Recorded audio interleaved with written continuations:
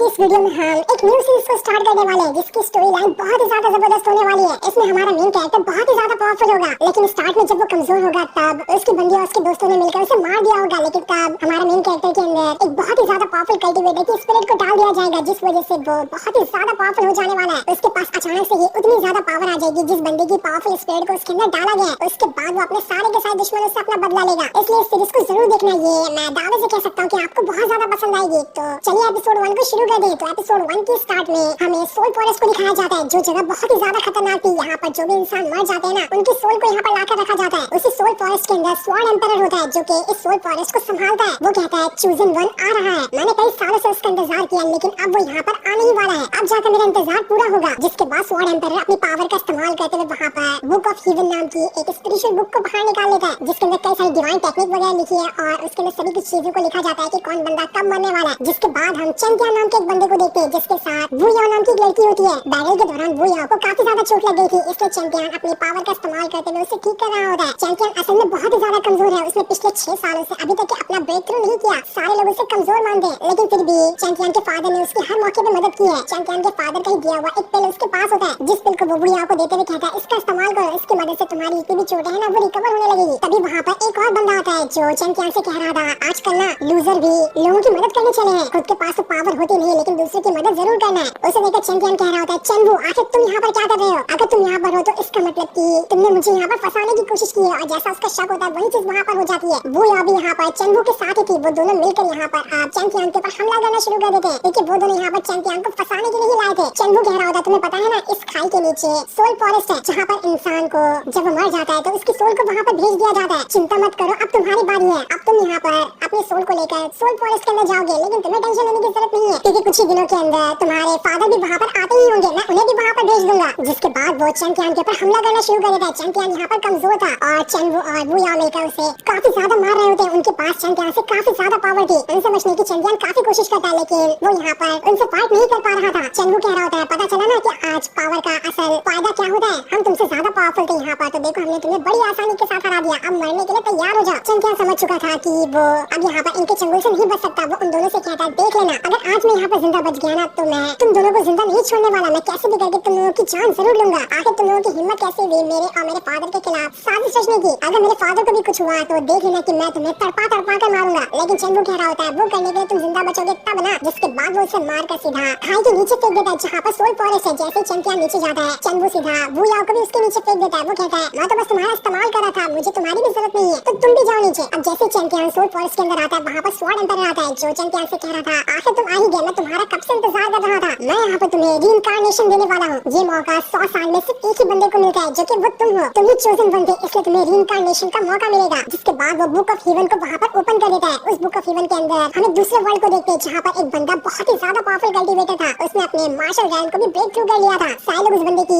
वाहवाही कर रहे होते कि वाह तुमने यहाँ पर ब्रेक थ्रू करके इस पूरे के पूरे सेट के अंदर अपना नाम नंबर 1 पे लिखा लिया, ये तो कमाल ही हो गया। लेकिन तभी अचानक से वहाँ पर बुक ऑफ हीवन आ जाती है, जो अपनी पावर का इस्तेमाल करते हुए उस बंदे को अपने अंदर डाल लेती है। और अपने अंदर डालने के बाद वो उसकी सोल को निकालकर सीधा चैंपियन के अंदर ट्रांसफर कर देती है, क्योंकि उस बंदे का टाइम लिखा चुका था कि आज वो यहाँ पर मरेगा। लेकिन जैसे वो मरा होता है ना, स्वॉर्ड एम्परर ने उसकी सोल को स्वाइप करते हुए उसे चैंपियन के अंदर डाल दिया था। अब यहाँ पर जैसे ही चैंपियन के पास उस पावरफुल बंदे की सोल गई है, तो उसकी सारी पावर चैंपियन के अंदर ट्रांसफर हो चुकी है। जहाँ वो एकदम ज्यादा कमजोर था, उसने 6 साल से अपना ब्रेक थ्रू नहीं किया था, उसके पास ऐसे बंदे की पावर आ गई जिसने अपने मार्शल रैंक को भी ब्रेक थ्रू कर लिया है। इस वजह से सेकंड भर के अंदर चैंपियन बहुत ज्यादा पावरफुल बन चुका है। स्वॉर्ड एम्परर कह रहा होता है मैंने यहाँ पर तुम्हारी ख्वाहिश पूरी कर दी। अब तुम इतने ज्यादा पावरफुल बन चुके हो कि दुनिया में तुम्हारे कोई भी दुश्मन क्यों न रहे, तुम सारे के सारे दुश्मनों का मुकाबला कर सकते हो, कोई भी तुम्हारे सामने नहीं टिक पाएगा। जिसके बाद हमें यहाँ पर स्वॉर्ड एम्परर के असल प्लान का मतलब मालूम पड़ता है। उसने यहाँ पर जानबूझकर चैंपियन की सोल को एक पावरफुल बंदे के साथ मर्ज कर दिया था, ताकि वो उन दोनों को मारकर एक साथ उनकी पावर को एब्सॉर्ब कर सके। वो कहता है तुम्हें क्या लगा था कि मैं इतनी आसानी के साथ तुम्हें यहाँ पर जिंदा छोड़ दूंगा? मेरा तो यही प्लान था कि मैं जब तुम पावरफुल बन जाओगे तो उसके बाद तुम्हारी सारी पावर को एब्सॉर्ब कर लूं। और देखो यहाँ पर मेरा प्लान कामयाब हो रहा है, मैं तुम्हें यहाँ पर नहीं छोड़ने वाला। वो चैंपियन की सारी पावर को अपने अंदर एब्सॉर्ब करते जा रहा था, पर तब जिस पावरफुल बंदे की स्पिरिट चैंपियन के अंदर गई थी ना, वो स्पिरिट वहाँ पर एक्टिवेट हो जाती है। उस स्पिरिट ने एक्टिवेट होते साथ ही अपनी पावर को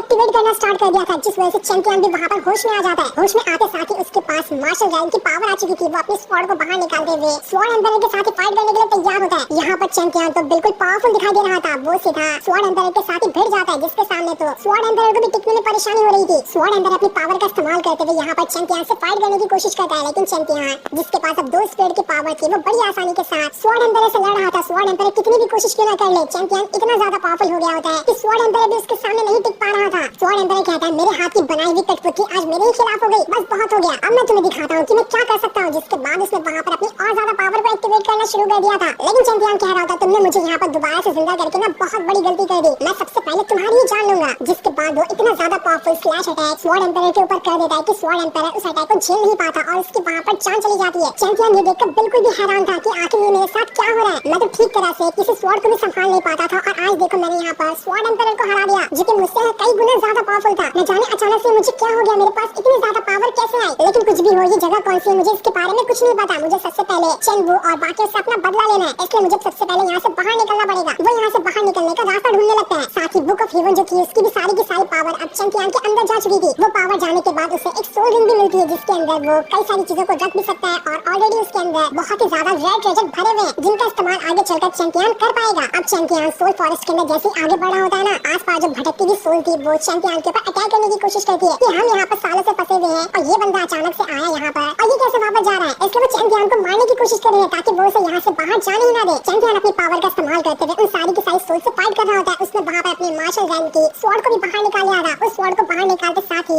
सारी की सारी भटकती हुई सोल उस स्वॉर्ड के ऑरा के प्रेशर से वहाँ पर खत्म हो जाती है। चैंपियन को तो कुछ करने की जरूरत भी नहीं पड़ी, लेकिन वो स्वॉर्ड इतनी ज्यादा पावरफुल थी कि उसे चैंपियन खुद भी कंट्रोल नहीं कर पाता। उसके अंदर जो स्पिरिट गई है वो तो बहुत ज्यादा पावरफुल है, लेकिन चैंपियन की बॉडी उतनी पावरफुल नहीं कि वो इतनी जल्दी इतनी भयानक पावर को स्टेबल कर सके। इसलिए वो कहता है, मुझे यहाँ पर बैठकर थोड़ा जो एनर्जी मेरे अंदर से बाहर निकल रही है उसे स्टेबल करना पड़ेगा। इसलिए वो सबसे पहले वहीं पर बैठ जाता है और जितनी भी एनर्जी उसके अंदर से बाहर निकल रही थी उसे स्टेबल करने की कोशिश करता है, जिस वजह से चैंपियन ने यहाँ पर अपना ब्रेक थ्रू कर लिया था और अब वो मार्शल रैंक से सीधा सामुराई रैंक पे प्रमोट हो गया होता है। चैंपियन कह रहा था, पिछले 6 सालों में मैंने कभी भी अपना ब्रेक थ्रू नहीं किया था और आज देखो मैंने करीब 1 मिनट लगाया होगा, 1 मिनट के अंदर मैंने अपना ब्रेक थ्रू कर लिया है। न जाने अचानक से मेरे साथ क्या हो गया, लेकिन जो भी हुआ वो बहुत अच्छा हुआ है। मैं खुद को पहले से 1000 गुना ज्यादा पावरफुल महसूस कर पा रहा हूँ। साथ ही जो उसके पास पावर आई थी ना, उसकी मदद से वो दूर दूर तक अगर कोई बंदा वहाँ पर खड़ा है और वो क्या कर रहा है इसके बारे में भी जान सकता था। उसी पावर का इस्तेमाल करते हुए चैंपियन यहाँ का रास्ता क्लियर करने के बाद सोल फॉरेस्ट के अंदर से बाहर निकलने की कोशिश करता है और काफी देर की मेहनत के बाद वो सोल फॉरेस्ट के बाहर आ भी चुका था। बाहर आने के बाद वो अपनी सोल रिंग को देख रहा होता है कि आगे इसके अंदर कैसे कैसे ट्रेजर रखे हुए हैं। उसके अंदर से सबसे पहले एक पावरफुल स्वॉर्ड बाहर निकल कर आती है, जो कि कमाल की थी। उसी के साथ साथ उसके अंदर 2